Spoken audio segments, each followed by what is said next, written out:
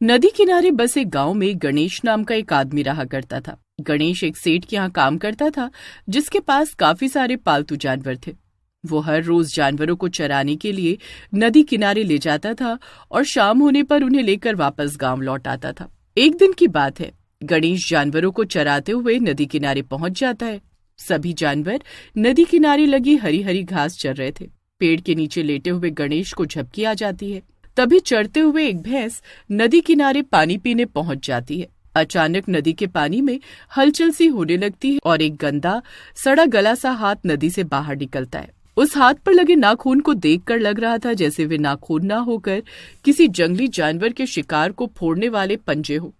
वो हाथ धीरे धीरे आकार में बड़ा होता जा रहा था। अचानक से उसने नदी में पानी पी रही भैंस को पकड़ा और खींचकर गहरे पानी में ले गया। ये हाथ एक चुड़ैल का था जो इस पानी में रहती थी, जो बस अपने शिकार की तलाश में रहती थी। चुड़ैल को अपना शिकार मिल चुका था। भैंस को पानी में खींचने के बाद चुड़ैल उसे खाकर अपनी भूख मिटाने लगती है। कुछ देर बाद सब कुछ शांत हो जाता है। गणेश को सोते हुए कई घंटे बीत चुके थे।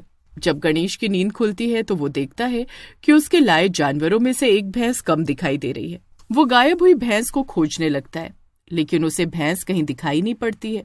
अब गणेश मन ही मन घबरा रहा था कि अगर सेठ जी को पता चल गया कि वो जानवरों को छोड़कर नदी किनारे सो गया था तो उसकी शामत आ जाएगी। लेकिन अब किया भी क्या जा सकता था। घबराते हुए वो घर पहुंचता है। गणेश, एक भैंस कहाँ रह गई? लौटते समय ज्यादा पीछे रह गई क्या? नहीं सेठ जी, वो पता नहीं कहाँ गुम हो गई। मैंने तलाशने की बहुत कोशिश की, लेकिन वो मुझे नहीं मिली। लगता है चरते चरते वो नदी में बहुत आगे निकल गई। मैं कल ही पास वाले गांव में जाकर पता लगाता हूँ, शायद वहाँ पहुँच गई होगी। तेरा दिमाग तो ठिकाने पर है? तुझे पता भी है एक भैंस कितने रुपए की आती है? अगर मेरी भैंस नहीं मिली तो तेरी साल भर की तनख्वाह नहीं मिलेगी। सेठ जी की बात सुनकर गणेश बहुत घबरा जाता है और अगले ही दिन पड़ोस वाले गांव में जाकर पूछताछ करता है, लेकिन उसकी भैंस कहीं पर भी नहीं मिलती। अगले दिन फिर वो जानवरों को नदी किनारे चराने ले जाता है। दिन ढलने ही वाला था। दिन ढलने वाला है, सारे जानवरों को ले आता हूँ। तभी एक भैंस फिर से नदी में पानी पीने पहुंच जाती है। चुड़ैल का हाथ आकर आज फिर से भैंस को पानी में खींच लेता है।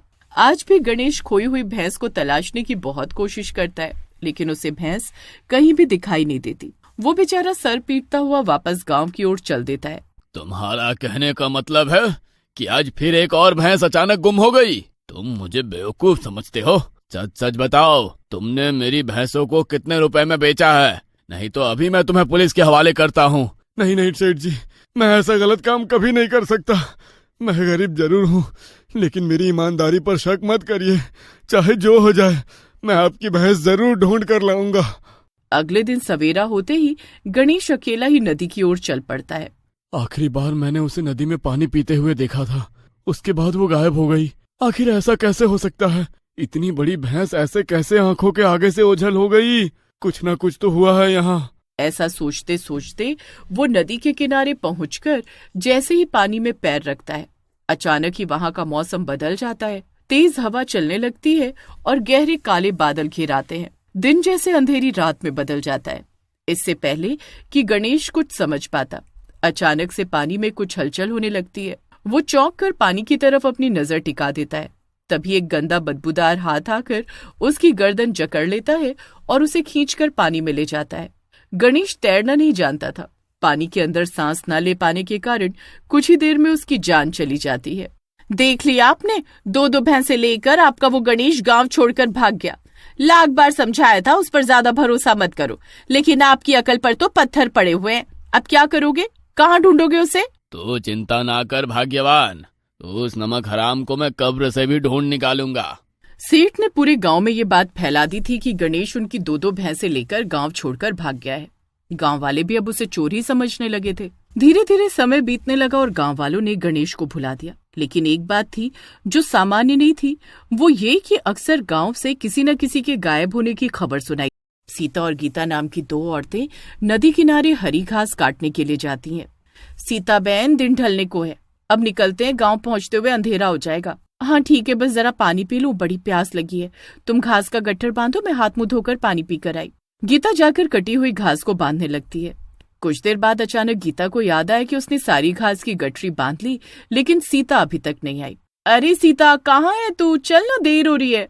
तभी गीता की नजर नदी के किनारे बैठी एक खतरनाक औरत पर पड़ती है जो एक चुड़ैल की तरह दिखाई दे रही थी और मजे से नदी के पानी में स्नान कर रही थी। नदी में एक चुड़ैल को नहाते देख गीता का डर से बुरा हाल हो गया था, लेकिन अभी भी वो अपनी सहेली सीता के लिए बहुत चिंतित थी। तभी उसे एक पेड़ के पीछे छिपी हुई सीता दिखाई देती है जो इशारे से गीता को जाने के लिए कह रही थी। हे भगवान, ये सीता तो बिल्कुल उस चुड़ैल के पास ही खड़ी है, कहीं चुड़ैल ने उसे देख लिया तो क्या होगा।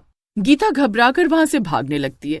तभी उसका पैर एक पत्थर पर पड़ जाता है और वो गिर पड़ती है और उसकी चीख की आवाज चुड़ैल के कानों में पड़ जाती है। चुड़ैल जाकर गीता को गर्दन से दबोच लेती है, जिसे देखकर सीता भी दौड़ते हुए वहां पहुंच जाती है। देखो, छोड़ दो मेरी गीता को, हमने तुम्हारा क्या बिगाड़ा है, जाने दो हमें, हम तो यहाँ पर बस घास काटने के लिए आए थे।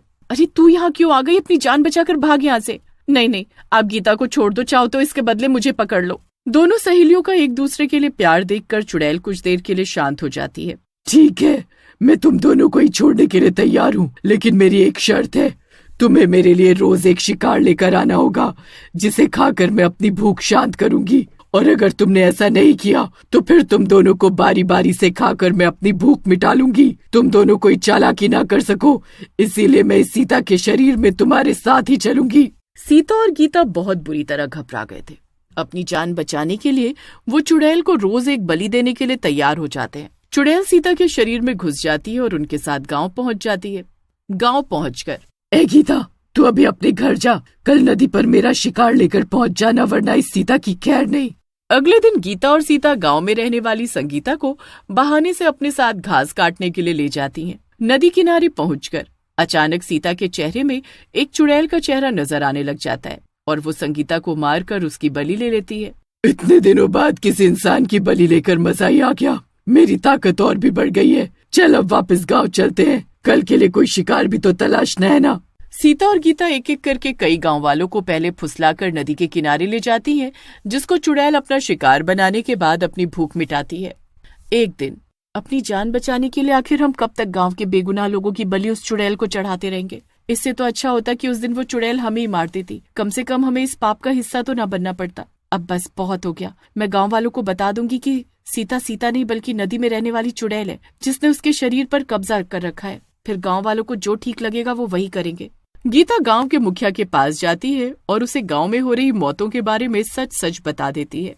अब मुझे समझ में आया कि गणेश, मेरी भैंस और गांव में हो रही सारी मौतों के पीछे आखिर क्या रहस्य है। गणेश भी शायद इसी नदी वाली चुड़ैल का शिकार हो गया और हम उसे बेईमान समझकर गाली देते रहे। अगले दिन मुखिया एक तांत्रिक को लेकर नदी किनारे पहुंच जाता है, जहां पर सीता और गीता पहले से एक आदमी को लेकर पहुंच चुकी थी। हम जानते हैं कि उस चुड़ैल का सामना करने की ताकत हमारे अंदर नहीं है, लेकिन फिर भी हम अपनी तरफ से पूरा प्रयास करेंगे। तांत्रिक हवन करना शुरू करता है और चुड़ैल को सीता के शरीर से निकालने के लिए मंत्र पढ़ने लगता है। तभी सीता चुड़ैल के रूप में आ जाती है और जोर जोर से हंसने लगती है। तुम्हें क्या लगा था तुम इस सीता को मुझसे छुड़ा कर ले जाओगे? अब सीता के साथ ये गीता भी मरेगी और साथ में तुम सब भी मेरा शिकार बनोगे। इससे पहले कि चुड़ैल हमला कर पाती, मुखिया के शरीर में गणेश की आत्मा प्रवेश कर जाती है। तब मैं कमजोर था, लेकिन अब मुझ में तेरा सामना करने की ताकत है। मेरे गांव वालों को तू छू भी नहीं सकती। तांत्रिक लगातार मंत्र पढ़ता रहता है, जिससे चुड़ैल की शक्तियां कमजोर पड़ने लगती हैं और दूसरी ओर गणेश के रूप में मुखिया सीता चुड़ैल की गर्दन पकड़कर उसे दबाने लगता है। कुछ देर बाद चुड़ैल सीता का शरीर छोड़कर वहां से गायब हो जाती है और गणेश भी रोशनी का गोला बनकर नदी के पानी में समा जाता है। उस दिन के बाद नदी में चुड़ैल का प्रकोप खत्म हो गया था, क्योंकि अब वहां गणेश की आत्मा गांव वालों की रक्षा के लिए पहरा देने लगी थी।